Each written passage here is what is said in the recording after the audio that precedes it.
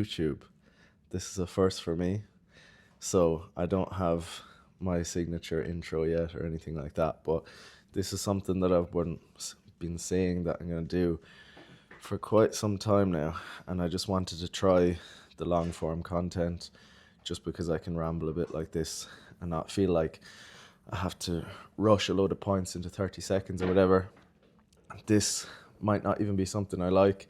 Might get a few videos in and be like, you know what, this isn't even for me. But I think now, 14 and a half weeks out from the first show of this season, it's a good time to start. Would have been better to start at the start of prep, but an even better time is now. So, gonna just take you through the day, my extremely exciting life. I have legs today. This is my breakfast setup. So all you people who say sit at a table, don't go on your phone, have good posture, it's better, fuck off. This is how I do it. So, not much else to comment on. I'll probably explain quite a bit in this. I might do a voiceover of my leg day if I don't want to actually take you through a few exercises. And yeah, I'll just kind of pick up the phone whenever I think there's something worth videoing, mash it all together and stick it up and see how we get on. Just back from Aldi and a haircut. Fresh. Gonna have a shower though, get all the hairs off so I'm not itching. Give you a little grocery haul, I'll treat you to that. Got some avocados because we love the healthy fats.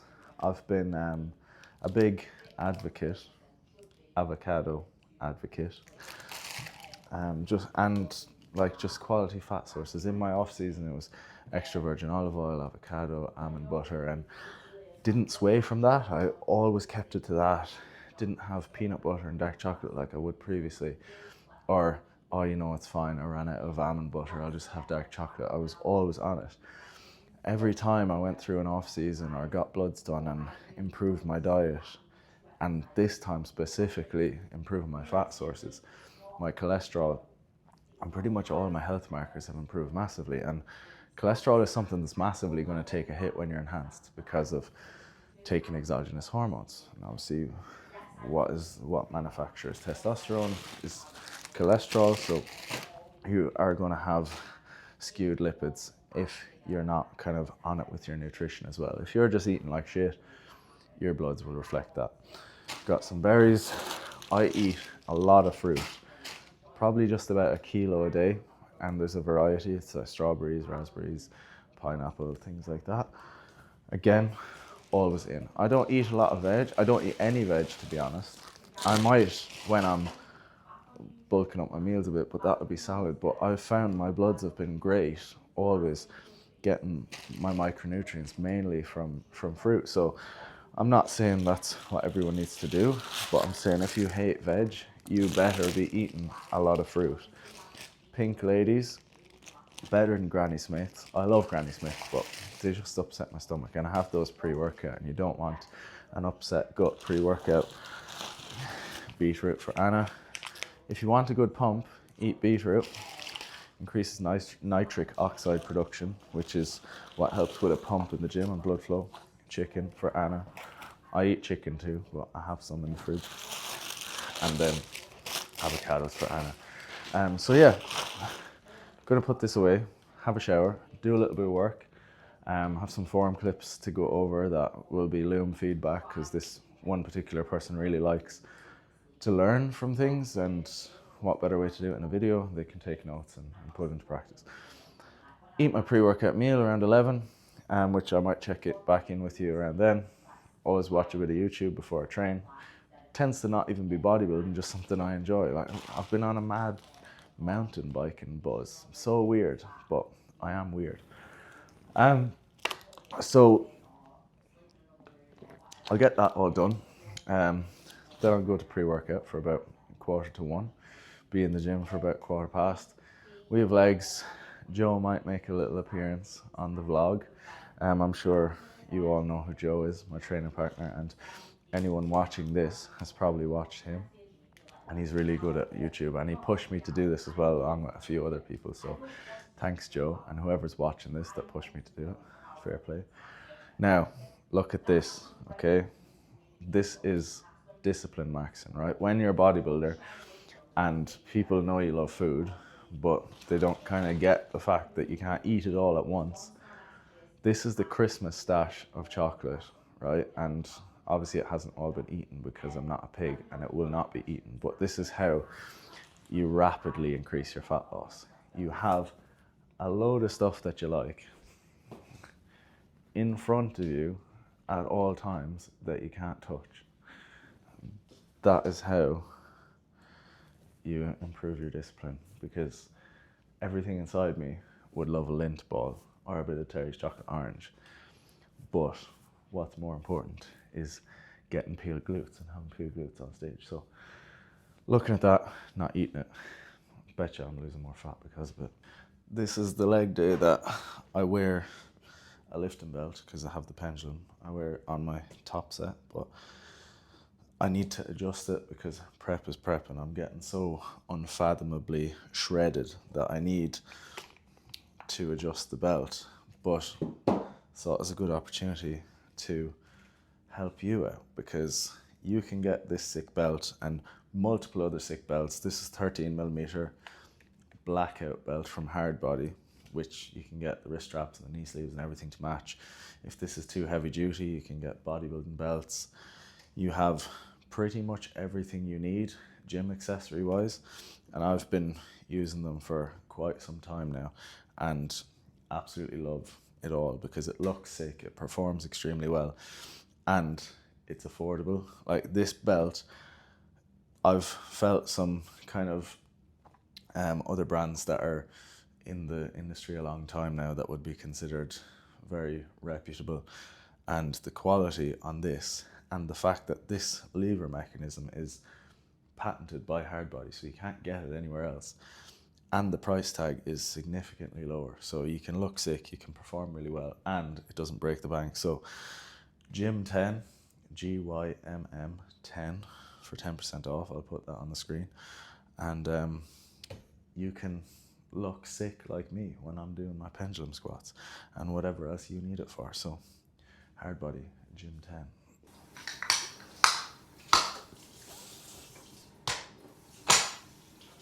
So in for legs, how the session runs, said I'd give you a bit of an idea of the layout and why it is the way it is. So arms to begin with, just because we're running really high frequency on arms at the minute, low volume, but basically every session we do, it just goes biceps, triceps, biceps, triceps. On a leg day, we do our most easily recoverable arm stuff, so short and range bias. Anything in the short and range you're going to recover from really easy because the demand is less from it. Anything that's like very eccentrically loaded and loading the lengthened range, you'll recover from a little bit slower, or at least it's harder to recover from. So we do our short and lengthened range stuff on other sessions, and then our leg days, it will just be a short range bicep or a short range tricep. We then start off with a, for the actual leg work, I'll do an adductor, may do it at the end just so I can keep in sync with Joe. That's just been recently reintroduced after an adductor injury that I've had. So then it would be hamstring curl. We're doing a seated hamstring curl.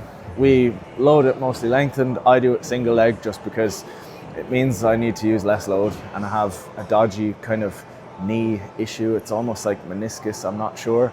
But if I put the pad far enough up my leg so that there's not as much kind of leverage on my leg from the machine, it doesn't hurt as much, and the mid-range hurts the most, so when I'm loading it in the lengthened, it's okay, and I get some great stimulus from it, way better stimulus if I do single leg. Then I have leg extension there, so 2 sets on everything here today.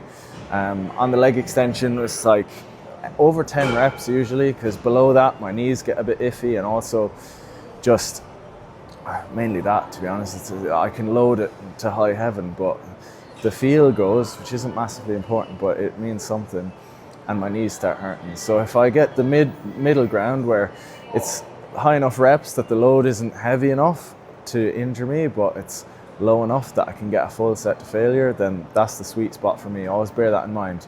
Not too high reps that you get gassed out, but not too low reps that you can't actually perform good reps. So something in between where you can brace the whole way through and keep execution and get to failure. Perfect. That tends to be between 7 and 10 reps for me, and 12 being the most I do. Then we have 2 sets on the pendulum. 2 sets that are similar loading. I'm kind of equipped on one set, so I'll have my belt and my sleeves on. The other one I just go in raw dogging it, so I just won't have anything on, so that I can kind of still use similar load and whatever, but then as I lose stability as prep goes on, at least I have that tool to use rather than just relying on that stuff. And then when my body weight's really low and I need it, I can actually use it. So that's been going really well. Then I have lying hamstring curl. So something that's got you in a hip flex position, something's got you in a hip extended position. It's going to hit the hamstring a little bit differently. All loaded in the lengthened really. So yeah, that's pretty much it. I'll hit calves at the end then as well. And it's a good session. This is my less daunting session. I'm sure you'll see my other leg session one of the days, but now I'm going to get into some of my prep work, or my rehab as I like to call it. Any of you that follow me on Instagram would have seen it on my story, where I'm just kind of trying to strengthen up or prevent knee issues from like tendon strength and stability, and using my foot pressure on things that demand stability, like single leg step downs and stuff. So yeah, don't know how much talking I'll do during the session, but there'll definitely be clips. And if there's no talking during the session, there will be a voiceover. So enjoy. Any questions, comment below.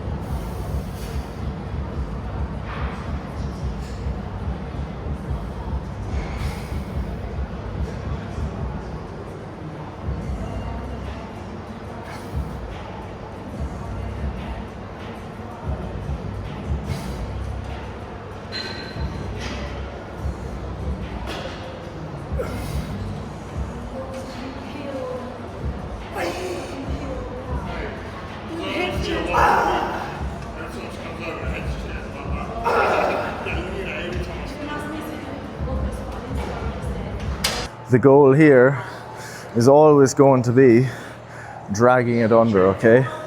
To get that pad moving, you want to drive your quad up into the pad. So use this as your counter force.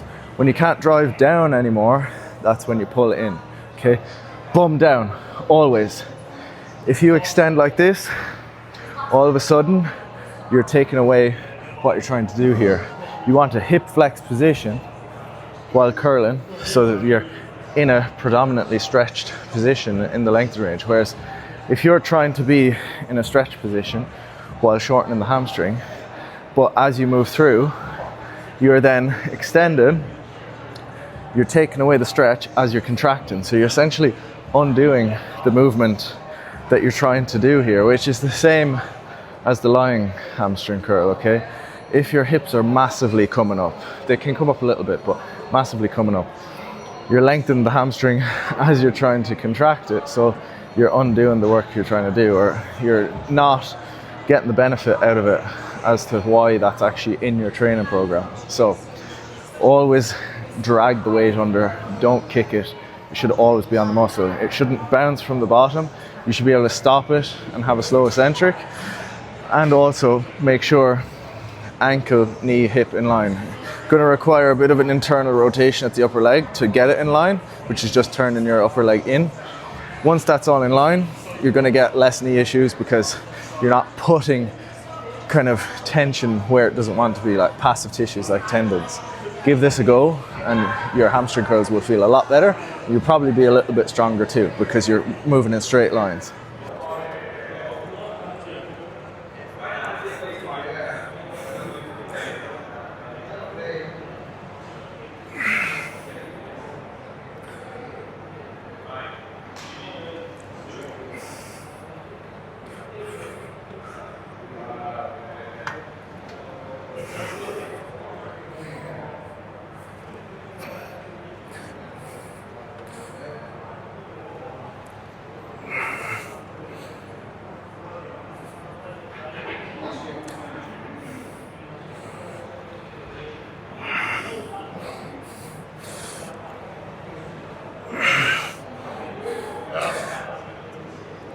Oh,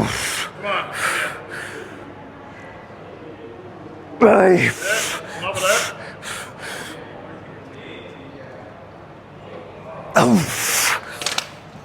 You'll see the set I just did there. And there's a lot of carryover between that and the hamstring curl, in the sense that you want everything in line from your hip. Same with the internal rotation of the upper leg as well, to help keep things in line. But also just take a note of how no movement is from momentum, it's all from the muscle, where it's dragged up to the top, then it's held, then it's slow. There's no bounce from the bottom, there's no kick. You're also staying down in the seat, using straps to help with that.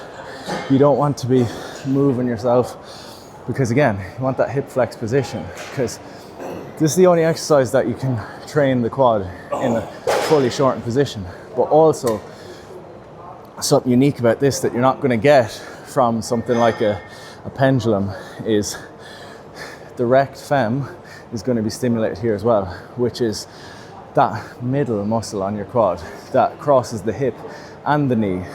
So training it in hip flexion means you're going to get some stimulus there. So yes, it's an isolation. Yes, it might not be as cool as a pendulum or a barbell squat or whatever, but it's unique in comparison to other movements. So you really want to have something of this nature, which is a leg extension. You're not going to do it any other way.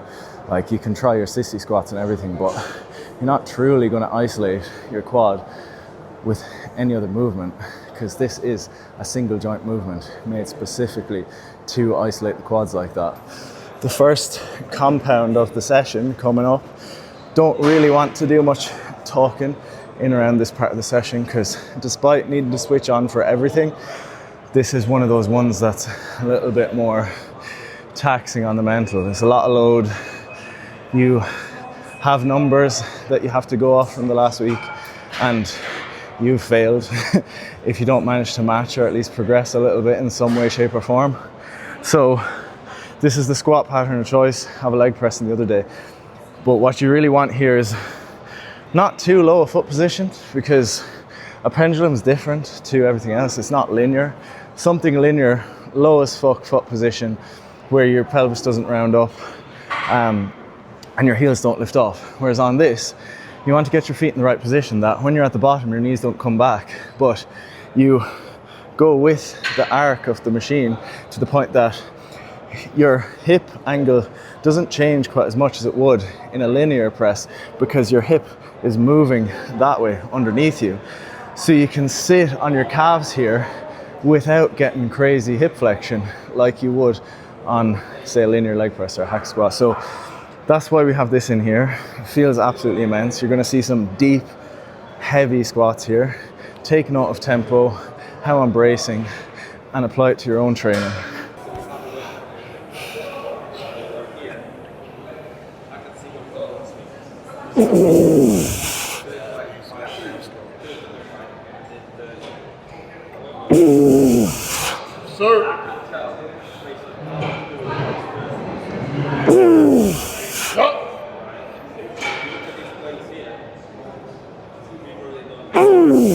Yup, now we're working. Keep it coming, bro. Yup. Again. Boom! Yes! Yeah. Okay. That is what we live for. Well, if you're a sadist of a bodybuilder that loves putting yourself through pain. So 1.25 kilos up and matched reps, arguably better execution, and I felt a lot better today.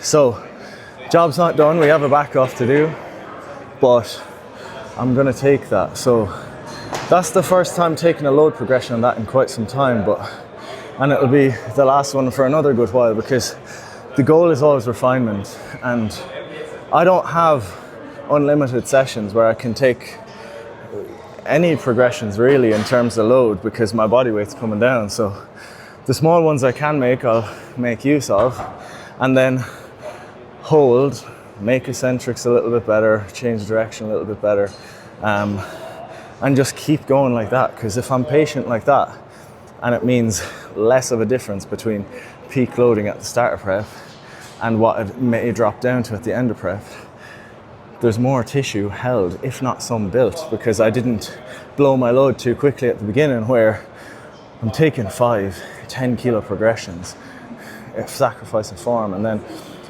I do a hard dig on prep and my body weight comes down a few kilos, and then all of a sudden I can't do 2 reps, and it's like, well, where's the stimulus then when you have to, or you're regressing your stimulus essentially. So something to bear in mind. Don't just take a progression because you can. Look at the bigger picture. Training cycles are to be looked at as cycles, not individual sessions.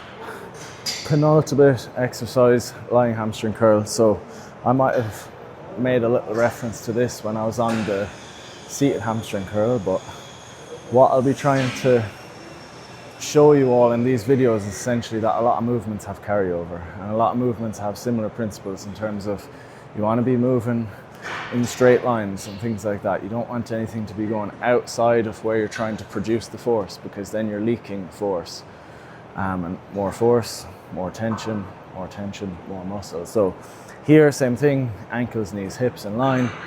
Don't have any mental hip movement. You can have some hip movement, okay, but you don't want your hips to rise massively, because what that'll mean is when that hip goes up, what's happening? You're lengthening the hamstring.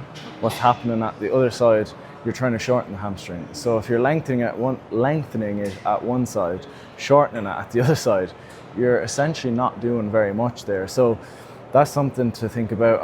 I like to strap in on this as well, so that I'm locked into the machine. Again, anything that stops force being taken away from me, I'll do. Okay, I'm not typically science-based, or science-based by today's kind of description, but the science-based people from, say, like a few years ago, with like where cuffs kind of started and things like that, that's the era I'm from, the one that people actually thought had merit.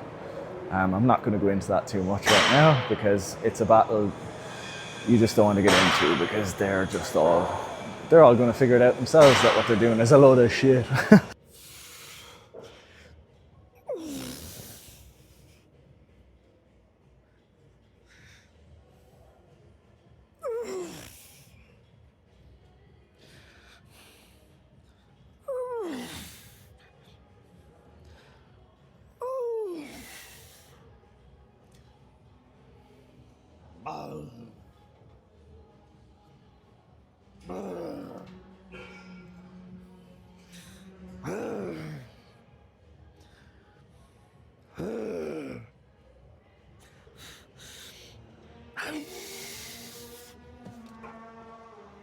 So the last important exercise, because obviously calves are last, and I'm only joking, you need to do those. I've been pretty poor in the past with hitting my hamstrings, my calves, and it shows. Okay, so that'll be last. Probably won't film it just because of how tall the exercise is and how shit my calves are, and getting it into the camera will be quite difficult. So I'm gonna absolutely transform your adductor work, because I see so many people doing this wrong.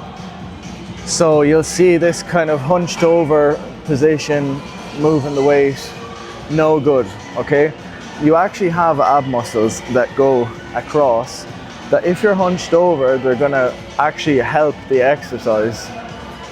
You don't want that. So if you can tilt your pelvis forward and have a proud chest, so this is open, you're almost disconnecting what can help your adductors from your adductors. So that's all you're using. That's what we want to be doing here, okay? You can load this over and you can be load this up and you can be hunched over and your adductors won't grow and you'll be like, yeah, well, what's going on here? So bear that in mind. Also, have your feet as lightly on the pegs as possible. If anything, have your heels just on them, because if you're driving through your feet, you'll be able to almost press the weight in with your glutes to some extent. So you could even do this with your feet up like that and bring it in, okay? But you wouldn't be able to have the pelvic position. Okay, I'm rambling now, but chest up, pelvis forward, pull yourself down, feet lightly on the pegs so you can't use your glutes to help you. It will be way more difficult, but that's okay. You're not trying to load things up like a powerlifter here, you're trying to be a bodybuilder. So take that on board and you'll grow your adductors.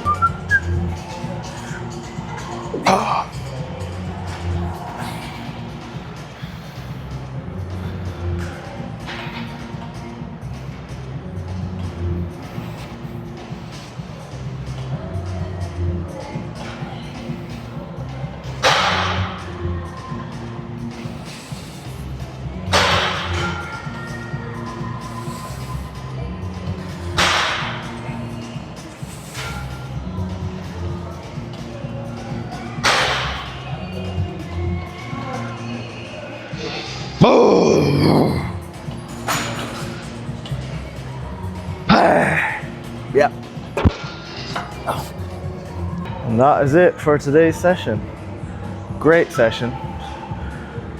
Nothing really sets the tone for the session, because I can pretty much always progress a leg extension or get a great set there, but when the pendulum goes well, it's a good day for me, which means it's a good day for everyone, because I make the day difficult for everyone if I've had a bad session. But control your variables well, and bad sessions are few and far between. That's not just me being fucking hardcore or whatever, but it's very true. I don't necessarily ever have bad sessions. I've had injuries and stuff based off getting strong really quick and maybe not training as accurate as I should, but things have been coming up Millhouse for quite some time. I'm gonna have to go touch wood now to make sure I don't jinx it. Session wrapped up. What did you train today? Glutes. Was it a good session? Yeah. Hopefully you can hear that, because obviously the mic is on me, but absolutely sick session for me. Pendulum was up. I think I might have referred to that in the last clip in the gym, but very, very good. Gonna close the video out here because there's so much footage in that session. Honestly, it's not gonna be much of a day in the life, and I think people are gonna get more value from that session than just my day to day. The wind's gonna be exposing the hairline there, but hey, you take grams of gear and you can't expect anything else. So this has been fun. First of many, hopefully. If you get anything from the sessions, obviously send it to people. Comment if you have any questions. Like and share. I think that's what the YouTube people like to say. I guess I'm one of those now. So that is it. Catch you in the next one.